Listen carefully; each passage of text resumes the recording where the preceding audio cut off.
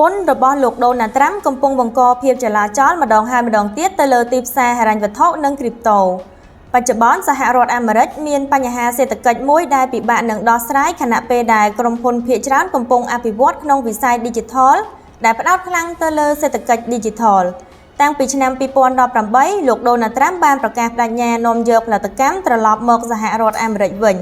ហើយដំណើរការនេះក៏នៅតែបន្តរហូតដល់បច្ចុប្បន្នផងដែរដោយគាត់លើកកម្ពស់សេដ្ឋកិច្ចប្រពៃណី Traditional Economy ជាជាងសេដ្ឋកិច្ច Digital ប្រសិនបើសហរដ្ឋអាមេរិកនៅតែផ្ដោតលើសេដ្ឋកិច្ច Digital ជាជាងសេដ្ឋកិច្ចប្រពៃណី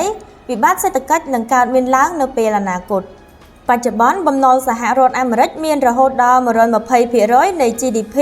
ក្នុងយុគសម័យអត្រាការប្រាក់ខ្ពស់បញ្ហានេះអាចនាំឲ្យរដ្ឋាភិបាលអាមេរិកខ្សែធន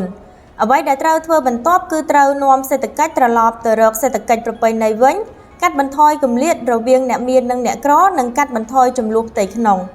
លោកដូណាល់ត្រាំកំពុងគ្រប់គ្រងវិបត្តិសេដ្ឋកិច្ចដោយធ្វើឲ្យអតិផរណាកាន់តែខ្ពស់តាមរយៈការបង្កើនពន្ធគយទៅលើប្រទេសផ្សេងៗដែលជួយធ្វើឲ្យទំនិញនាំចូលមានតម្លៃថ្លៃធ្វើឲ្យការផលិតក្នុងស្រុកមានភាពប្រកួតប្រជែងជាងមុនការបង្កើតអតិផរណាបែបនេះនឹងបង្ខំឲ្យធនាគារកណ្ដាលសហរដ្ឋអាមេរិកកាត់បន្ថយអត្រាការប្រាក់ដែលជួយកាត់បន្ថយបំណុលនិងធ្វើឲ្យប្រាក់ដុល្លារធ្លាក់តម្លៃបន្ថែមទៀត